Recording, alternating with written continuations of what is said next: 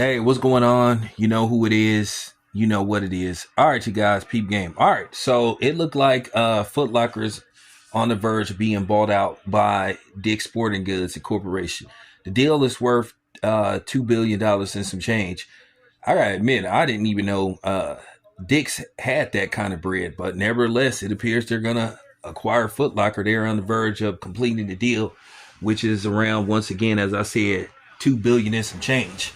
So if Dick's Sporting Goods Incorporated acquire Foot Locker, do they get Champs in East Bay as well, or just the Foot Locker brand?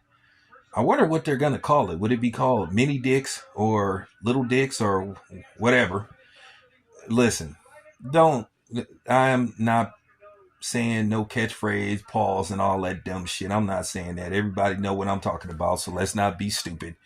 But nevertheless, at the end of the day, this is going to be very interesting. Man, that's funny, man. Thinking about Foot Locker and everything. I've been going to Foot Locker ever since I was a youngin'.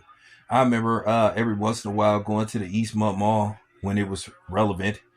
I don't know what the Eastmont Mall looked like now. I haven't been to the Eastmont Mall in probably 10 years. But nevertheless, I just remember Foot Locker growing up as a kid. Just Foot Locker was everywhere. So, maybe I'll pop by a Foot Locker and see what's up.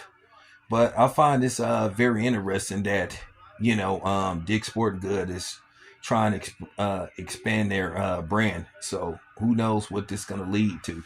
But you have been hearing for the past couple of years that Foot Locker was having a little bit of trouble because Foot Locker, if I'm not mistaken, closed down a couple of hundred stores. They had announced that about maybe a couple of years ago. So who knows what this means for the near or the distant future as far as sneakers go. But if you go to Dick's pretty much have what Foot Locker have. You get Jordans, you get all that stuff. You get AE1s.